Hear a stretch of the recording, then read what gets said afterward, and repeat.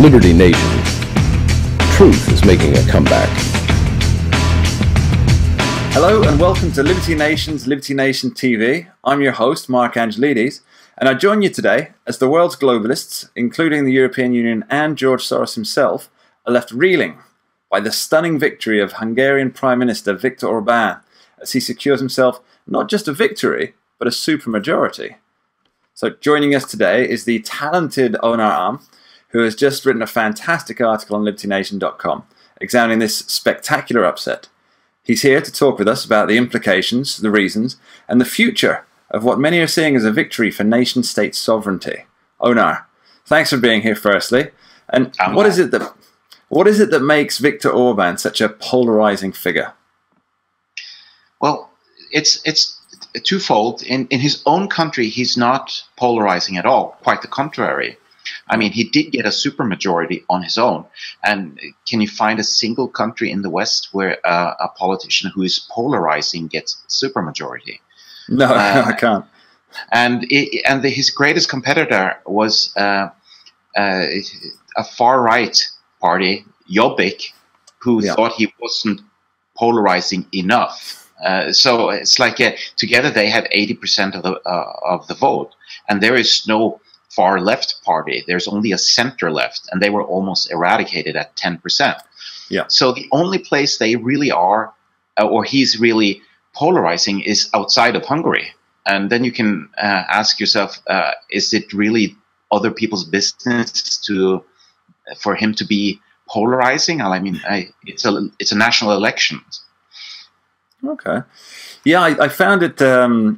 It's really very, very much the Western media that's calling him polarizing. But as you say, a supermajority, that's 2/3 of the seats in their parliament. That's what's the opposite of polarizing? That's a bringing together. That's a uniter. He's brought together the people of Hungary.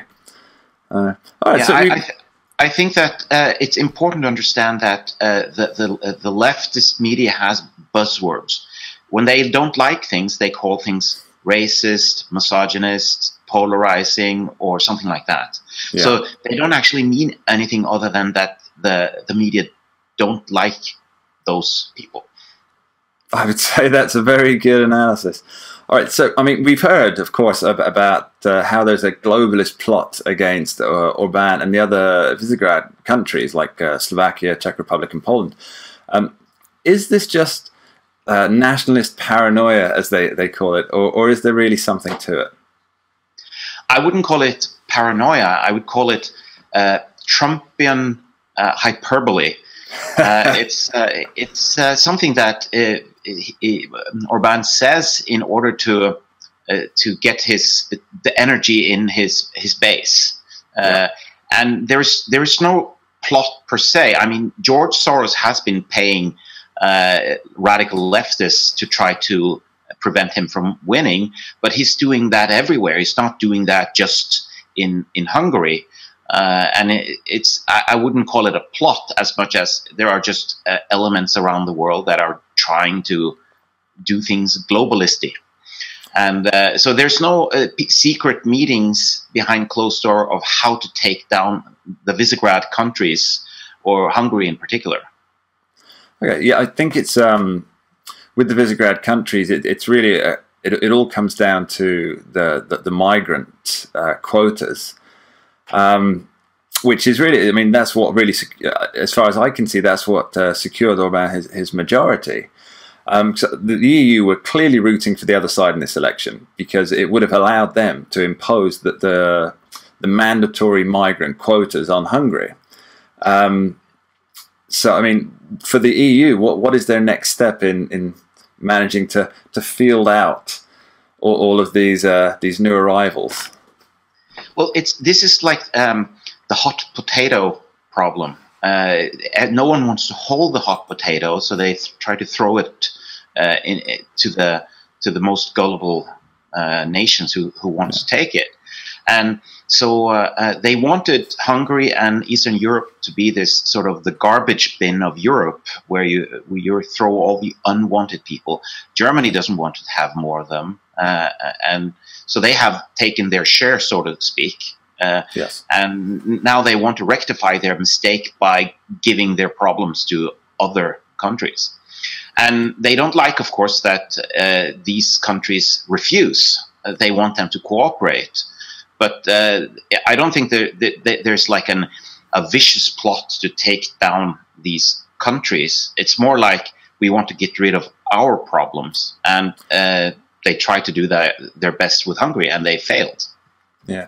I remember reading about Poland, and because obviously with there's a thing called the Dublin Agreement that obviously you know about, Anna, which is the agreement between the nation states and the European Union that means that they have to accept a certain amount of refugees or migrants. But with I believe it was in Poland where they said, yeah, sure, we'll accept the migrants, but they have to pass our strict vetting.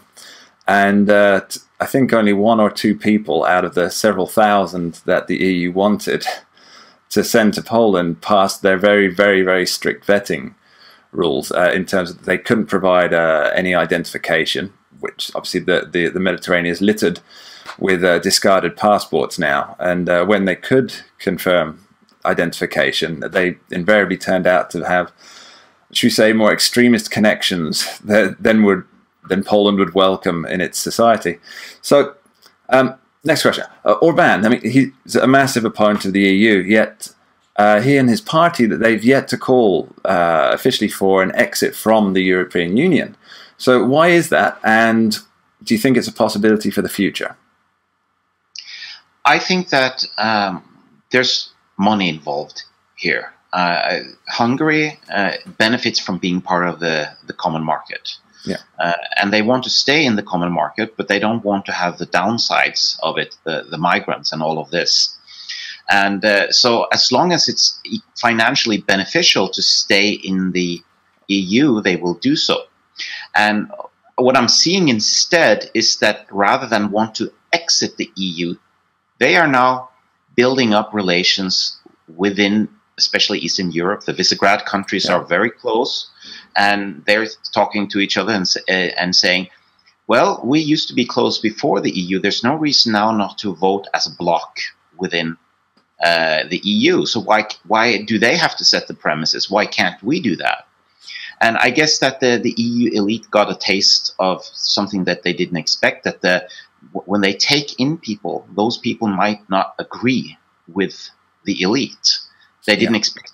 They expected them to be thankful and obedient, and as it turns out, that they absolutely have no plans of following the EU dictate on various things, such as the migrant crisis. I don't think that you will see them ever trying to quit the EU. I think they will want to change the EU to fit their purpose. I think they would love to see an EU with more closed borders. And I have to say that what you saw in the election, or prior to the election, Orban was playing on the idea that, well, we will take refugees, political dissidents from the EU that are being oppressed by the EU. I think that was a good move, and it sends a very clear signal. And I think that if they wanted to play that card even stronger, they would say, we are willing to take any white farmer or white South African who's being persecuted and threatened with genocide. They're welcome to come to Hungary. If they did that, they would gain 2 scores. First of all, they would be able to point to South Africa and what's going on there, and turn the narrative around, so to speak. And the second is that the EU can't say, no, you have to take these Syrian refugees because they're more important, because then starts a debate. Well, we've seen the photos. Have you seen the photos of the white farmers that are chopped to death and raped for days, including babies? That looks pretty bad. And if they had done this, they would have won a major media narrative, I think. I think we will see more of that in the future, that the South African situation is going to play a more important role in the migrant crisis or migrant debate. Very much so. It does seem that most people are ignoring what's happening there, which is a real shame. I worry that the supposed moral leaders of the West are about to ignore a genocide that we can see coming. It's a worry. I mean, I really hope it's not anywhere near that situation at the moment, but a lot of the rhetoric coming out of the South African Parliament is very worrying. Back to Viktor Orban.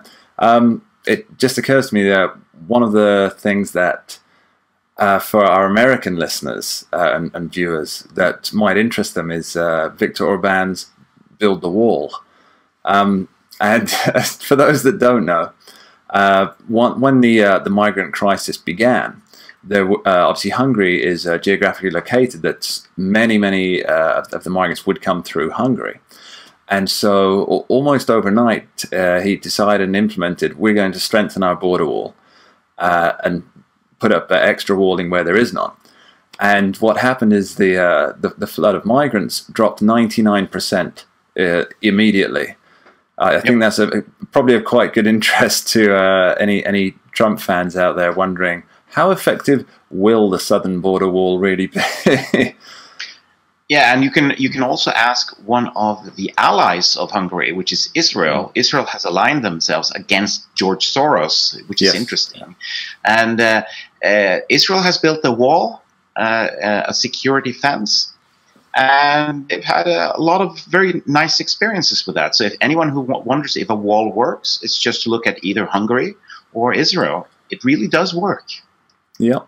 All right, well, Owen, I want to thank you for taking the time to share your insight with us, and thank you to you too, the viewer at home, for watching this latest video on Liberty Nation TV.